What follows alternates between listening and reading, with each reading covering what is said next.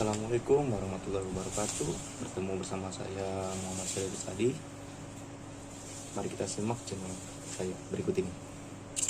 Di sini saya akan menjelaskan tentang apa itu ilmu mikroekonomi.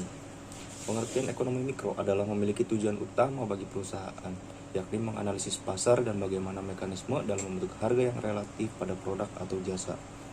Dalam teori ekonomi mikro juga mempelajari tentang kurva permintaan dan penawaran, sehingga membantu memahami hubungan antara perubahan upah, pola pekerjaan yang tepat, dan variabel biaya apa saja dalam suatu produksi barang atau jasa tertentu. Di sini ada tujuan ekonomi mikro, yaitu mempelajari mikro adalah sangat penting dalam prediksi hingga merancang strategi suatu perusahaan ke depan. Adapun beberapa tujuannya itu dapat melakukan analisis pada mekanisme yang menjadi pembentuk harga relatif pada produk, baik berupa barang maupun jasa dan aplikasinya, dari sumber yang terbatas di antara banyak penggunaan alternatif. Kedua, dapat melakukan analisis kegagalan pasar, yakni saat pasar gagal dalam produksi hasil yang efisien, dan menjelaskan berbagai situasi teoritis dan strategis yang dibutuhkan pasar dengan bentuk persaingan yang sempurna. Adapun beberapa contoh ekonomi mikro yaitu berikut contoh terjadinya seperti permintaan barang, penawaran, perilaku konsumen dan produsen, harga pasar, biaya dalam, dan pasar. Dalam pasar ada yang namanya pasar persaingan sempurna dan tidak sempurna. Di sini saya menjelaskan pasar persaingan sempurna yaitu memiliki banyak penjual atau pembeli yang sama-sama mengerti keadaan pasar. Barang yang diperjualbelikan dalam yang sempurna adalah jenis homogen, yaitu pembeli atau penjual tidak bebas menentukan harga karena sudah ditentukan oleh pasar tersebut. Terdapat beberapa cirinya, yaitu pembeli atau penjual memiliki informasi yang lengkap mengenai pasar. Kedua, terdapat campur tangan pemerintah, tidak terdapat campur tangan pemerintah. Yang ketiga, memiliki banyak penjual dan pembeli. Adapun kekurangan dan kelebihan pasar sempurna yaitu pembeli. Kelebihannya yaitu pembeli dapat dengan bebas memilih produk. Yang kedua, tidak ada hambatan dalam mobilitas berbagai macam sumber ekonomi dari suatu usaha lain. Terus dapat memaksimalkan efisiensi. Dan empat, kebebasan memilih dan bertindak. Kekurangannya yaitu tidak mendorong inovasi, membatasi pilihan konsumen atau pembeli dalam suatu barang tertentu. Tiga, persaingan sempurna yang memberikan kos sosial. Adapun distribusi pendapatan yang tidak merata. Itu dari pasar sempurna, kelebihan dan kekurangan. Yang kedua yaitu ada pasar persaingan tidak sempurna. Pasar persaingan tidak sempurna terdiri dari sedikit penjual namun banyak pembeli. Pada pasar ini, penjual dapat menentukan harga dan barang. Barang yang diperjualbelikan tersebut memiliki jenis berbeda atau terdapat jenis barang, berbagai jenis barang. Terdapat beberapa jenis dalam pasar persaingan tidak sempurna, yaitu pasar monopoli, merupakan pasar yang dimana seluruh penawaran terhadap pemerintah telah dikuasai oleh suatu organisasi penjual tertentu. Pasar monopoli memiliki ciri-ciri sebagai berikut, yaitu satu penjual sebagai pengambil keputusan harga. Yang kedua, penjual lain tidak dapat menyaingi dagangannya. Yang ketiga, pedagang lain tidak dapat masuk karena adanya hambatan dengan undang-undang atau peraturan. Keempat, jenis barang yang diperjualbelikan tersebut hanya semacam. Pasar monopoli memiliki kelebihan yaitu keuntungan penjual relatif tinggi, serta produk menguasai pasar pada umumnya diatur oleh pemerintah. Adapun pasar persaingan monopolistik yang merupakan pasar dengan banyak penjual yang menjual barang yang berbeda corak atau jenisnya. Pasar ini dijumpai sektor perdagangan eceran dan jasa, misalnya kayak salon, toko kelontong, dan lain-lain. Pasar tersebut memiliki ciri-ciri yaitu terdapat banyak penjual dan pembeli, barang yang dihasilkan sejenis namun coraknya berbeda. Terdapat banyak penjual memiliki pasar sama sehingga tidak terdapat satu penjual yang menguasai, dan penjual dapat dengan mudah menawarkan barangnya di pasar. Lalu ada penjual memiliki sedikit kekuasaan dalam mempengaruhi dan menentukan pasar. Sekian pengertian pasar sempurna dan pasar tidak sempurna.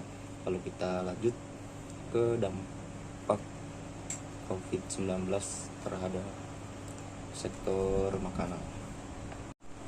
Ya, selanjutnya saya akan menjelaskan tentang dampak besar ya perekonomian Indonesia di pandemi saat ini.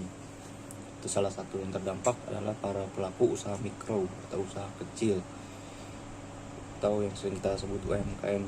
Mereka mengalami penurunan omset hampir 70% hingga terpaksa memberhentikan produksi sementara. Jumlah UMKM yang tersebar di Indonesia sebanyak 62,9 juta unit meliputi perdagangan, pertanian, peternakan, kehutanan, perikanan, pertambangan, pengolahan, bangunan, dan lain-lain. Ya, COVID-19 mengakibatkan krisis kesehatan dan mengganggu aktivitas ekonomi sosial. Pada tahun 2020 dan tahun 2021, salah satu upaya pemulihan ekonomi nasional adalah mendorong sektor UMKM yang memiliki kontribusi penting dalam perekonomian nasional. Dampak pandemi COVID-19 tidak hanya pada sektor manufaktur, tetapi juga terhadap sektor UMKM sejak tahun 2020. Salah satu upaya pemulihan ekonomi nasional yang dilakukan pemerintah di masa pandemi COVID-19 adalah mendorong sektor UMKM yang memiliki peran penting dalam perekonomian nasional karena banyaknya pekerja yang terlibat secara langsung. Meluasnya virus corona membuat pemerintah mengeluarkan kebijakan physical distancing untuk melindungi warganya, sehingga berdampak buruk bagi kelangsungan usaha kecil di Indonesia. Seperti contohnya rumah makan yang terpaksa menutup usaha warung makan di daerah tersebut karena menurunnya jumlah pelanggan setelah banyak perusahaan menerapkan sistem WFH atau bekerja di rumah untuk melindungi karyawannya, sehingga karyawan yang biasanya istirahat makan di sekitar rumah makan tersebut, mereka hanya makan di rumah dan tidak keluar rumah karena untuk menjaga jarak. Wabah corona tidak juga dapat memberikan pukulan berat bagi kelangsungan bisnisnya terhadap berbagai krisis ekonomi. Para pedagang juga mengeluhkan karena tidak bisa balik modal karena keuntungan sedikit dengan harga bumbu dapur yang pada saat itu sedang pada naik seperti bawang, cabai, dan lain-lain. Sedangkan pendapatan bisnisnya yang mengandalkan konsumen yang makan di tempat karena keterbatasan teknologi untuk menunjang layanan pemesanan makanan secara daring. Kemudian pemerintah memberikan modal ataupun pelatihan teknologi untuk melebar akses penjualan secara online. Itu salah satu pemerintah untuk mengatasi masalah tersebut agar usaha rumah makan tersebut dapat kembali bergeliat di tengah wabah virus corona.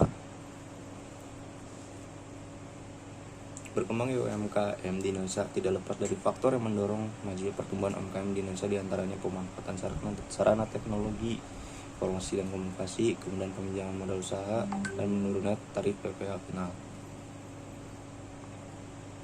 Meskipun begitu, pertumbuhan tersebut dinilai masih lambat karena beberapa faktor yang tersebut dinilai belum terlalu efektif.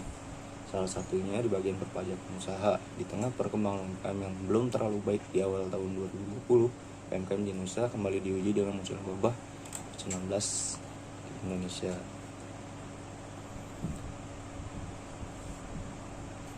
Dengan demikian, di Indonesia pun pemerintah telah mencoba upaya tersebut yang berimbas langsung terhadap penurunan secara drastis ekonomi UMKM, karena setiap warga bahkan murid sekolah pun diliburkan agar tetap berada dalam rumah. Akibatnya perusahaan UMKM terhambat dalam penjualan dan juga produksi. Segitu pengertian atau dampaknya COVID-19 atau pandemi terhadap UMKM. Dan selanjutnya ada menurut video dampak COVID-19 ini. Silakan ditonton.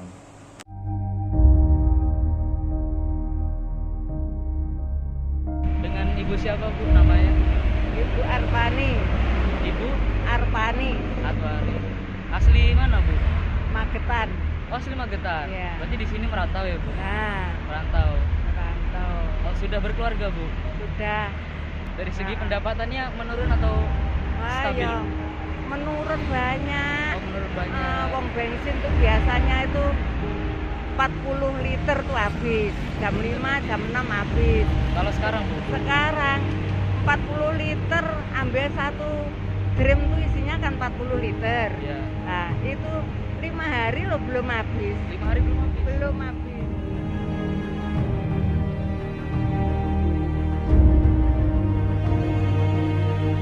Saya Imron.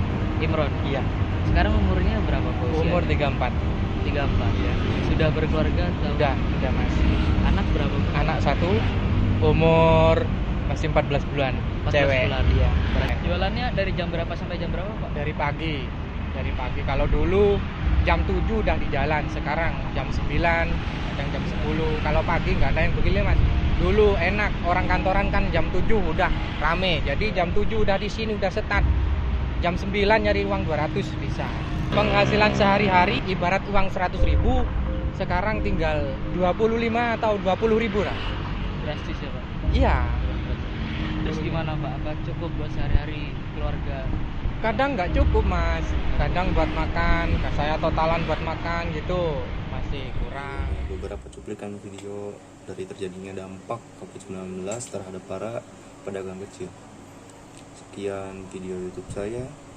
Jangan lupa like, subscribe, and komentar. Terima kasih.